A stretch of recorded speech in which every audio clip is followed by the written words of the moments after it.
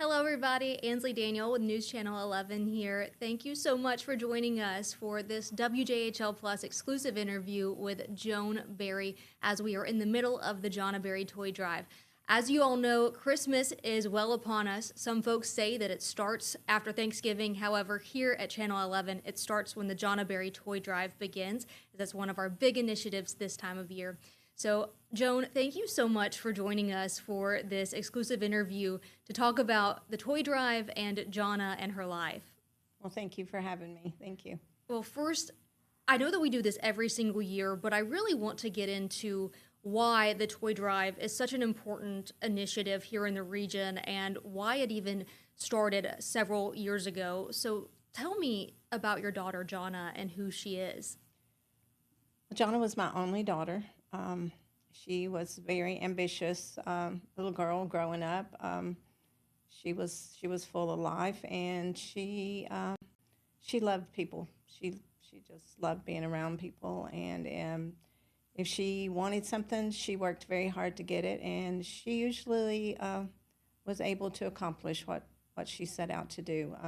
Johnia graduated from Tennessee High, and she attended college at ETSU, and she was the youngest girl ever accepted into law school in Michigan. So she was very ambitious.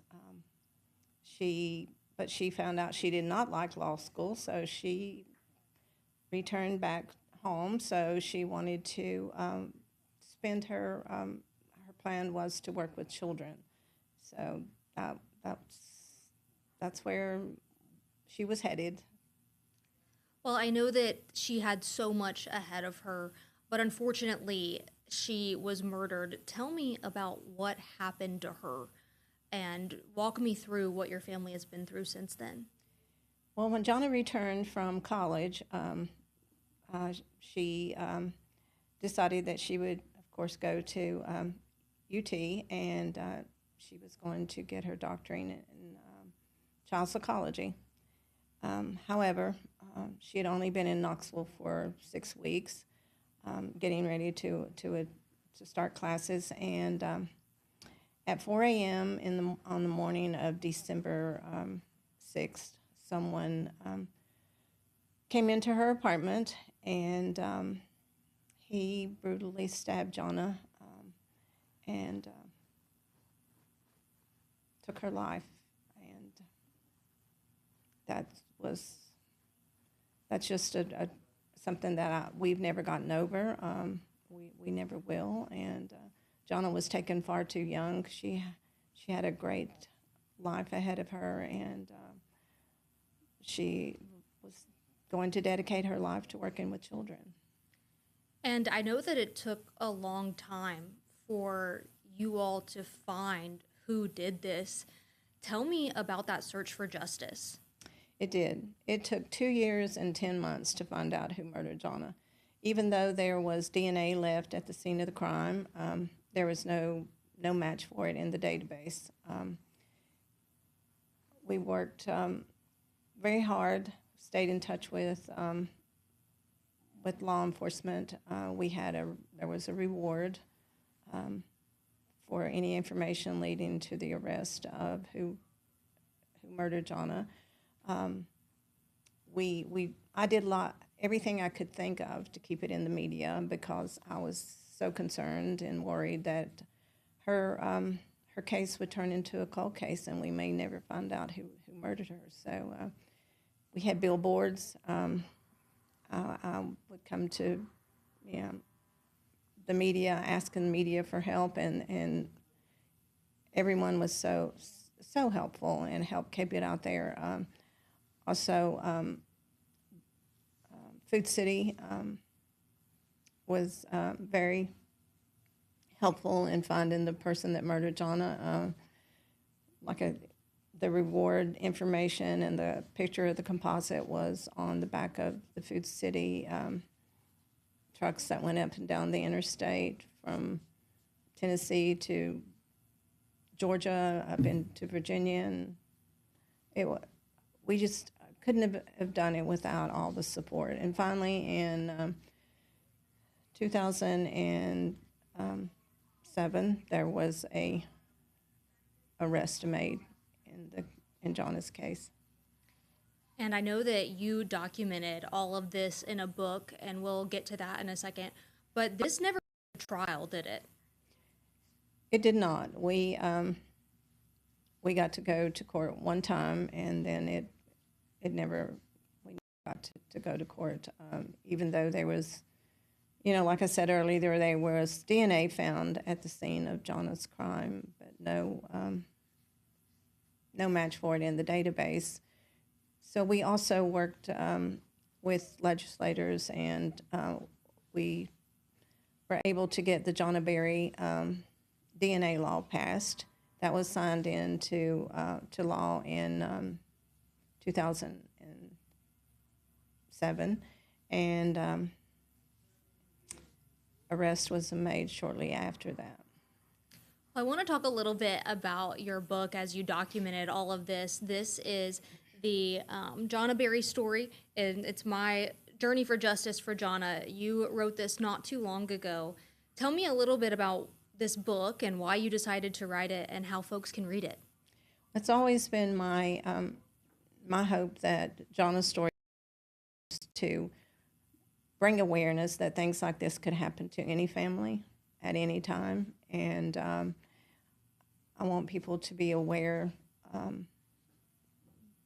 how important the justice system is, and how long it took to find out who murdered Johnia. So by sharing Johnia's story, that was my hope, that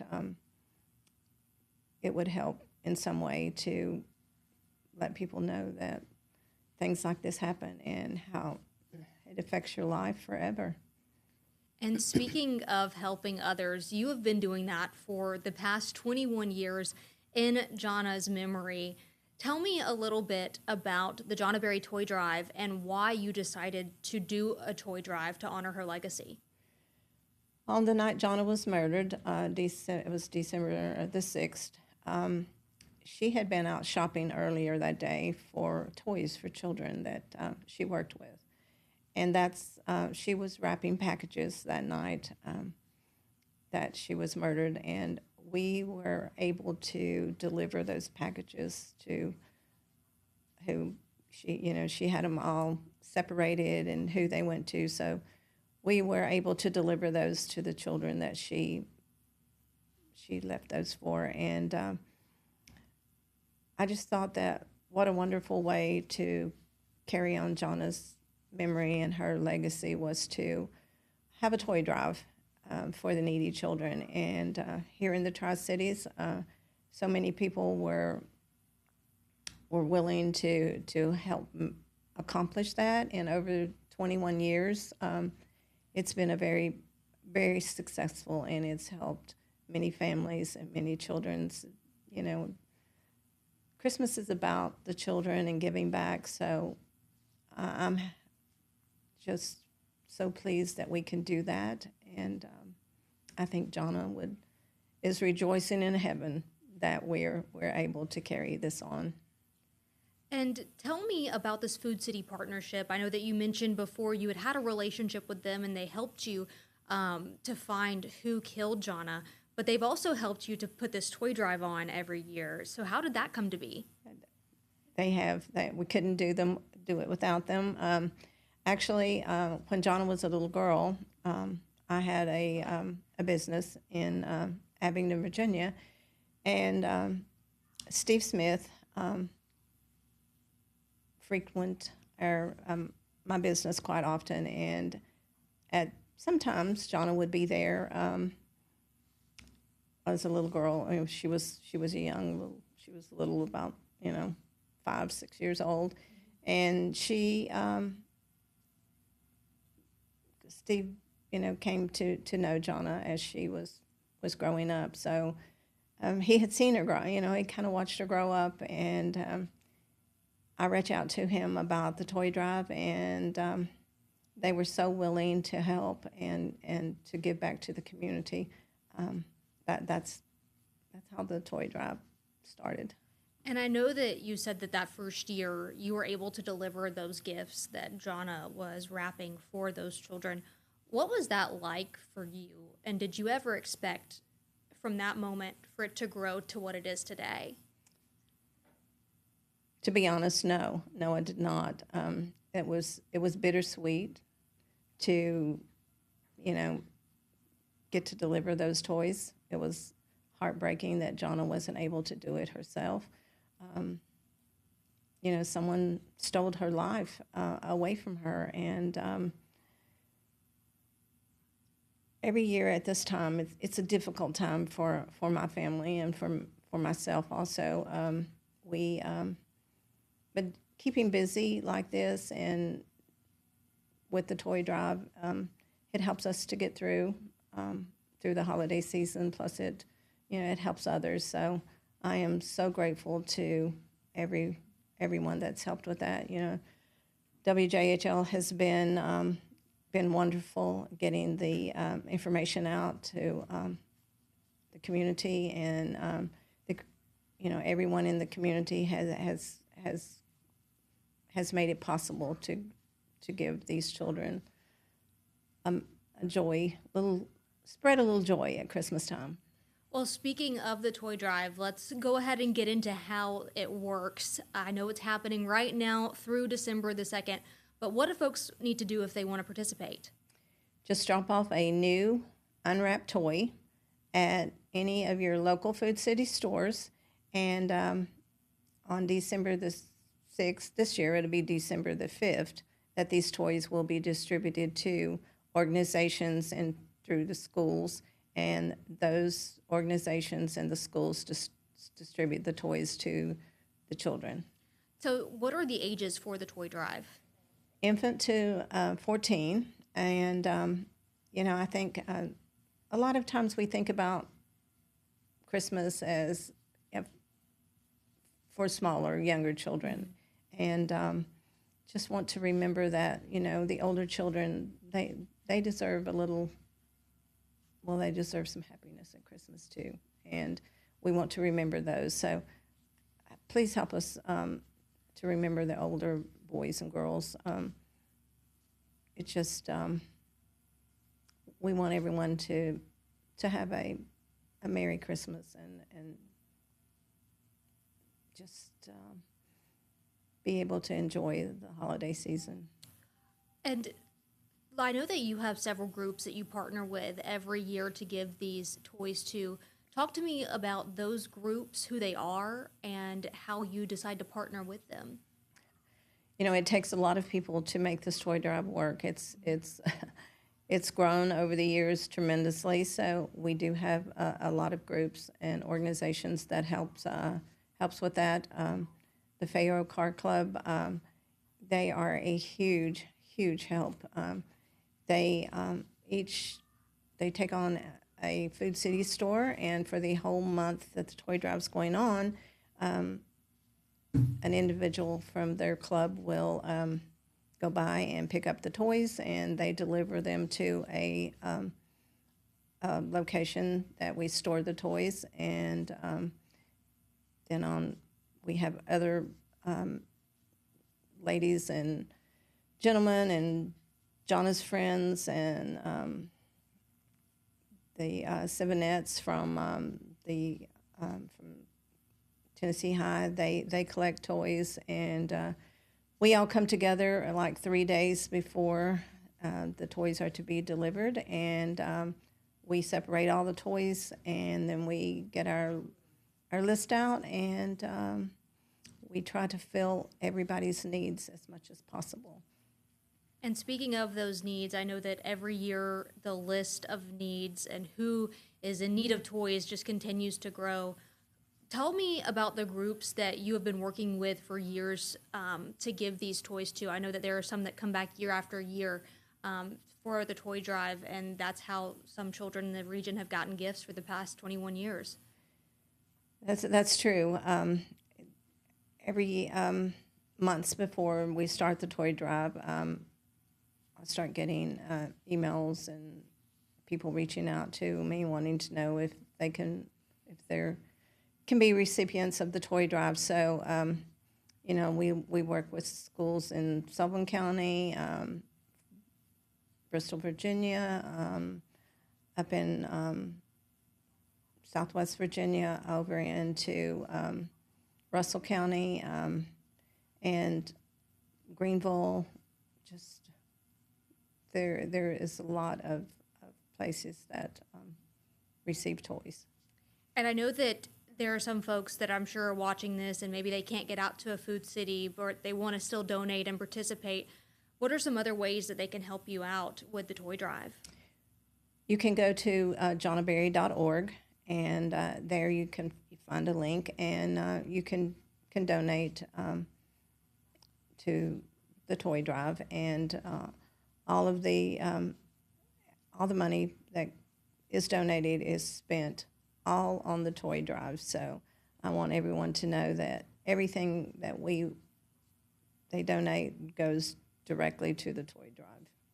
And I know that there are so many different ways that people can buy toys, and you just mentioned that there are, some needs that are maybe a little bit more than others. Everybody thinks about the younger kids.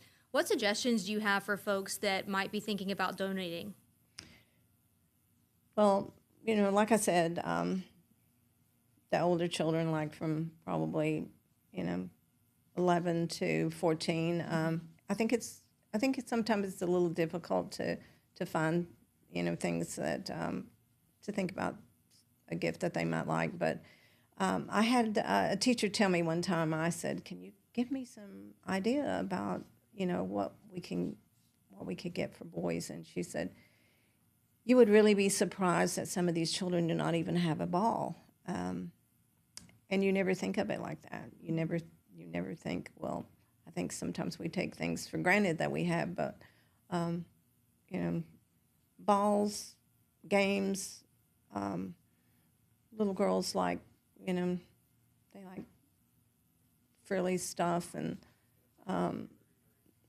just different ideas. They're more than grateful to get. Yes, and I know that, every year you help to organize these, and I know that's such a big mission. So you kind of delved into this just a second ago, but talk to me about how you make this massive operation work, because I know when we go into the distribution site, you have it all labeled, organized, and ready to go for these groups. Well, I could not do that without all of with all the help. Lots of Johnia's friends, some of her sorority sisters, my older granddaughters, they come to help, and it's a massive job when you walk in and you just see mounds and mounds of toys. Yes. They've got to be separated by age groups, boy, girl, and so forth. And then you have to go back through them again, and you get each list, of recipients, and try to fill their order to make sure that they have what they need. And we've been very blessed.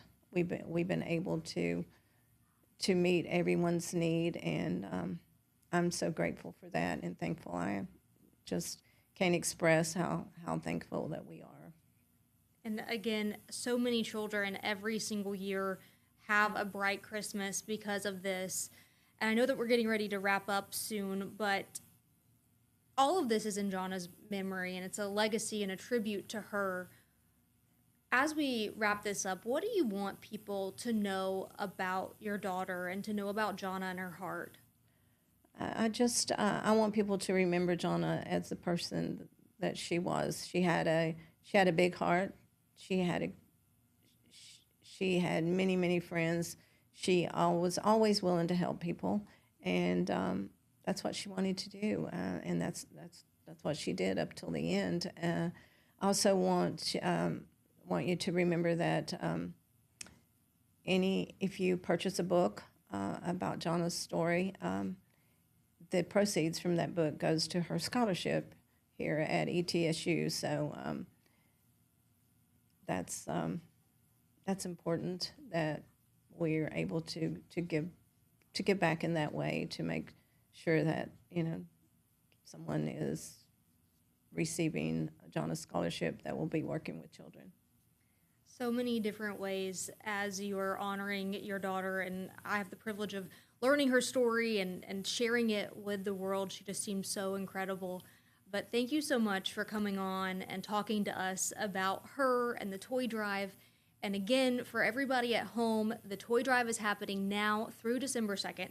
All you have to do is bring a brand new unwrapped toy to any Food City location here in the region, and they will have bins out for you to place those in. Again, the toy drive is for children from the age of newborn all the way up to 14. But if you can't get out and get a toy, don't worry, because there is an online option on the Johnia Berry website for you to donate there as well. Again, Joan, thank you so much for coming in today and sharing your story with us. Thank you, and thanks to WJHL for all of your support over the years. Well, again, thank you so much for joining us for this WJHL Plus interview. Hope you all have a great rest of your day and a great holiday season.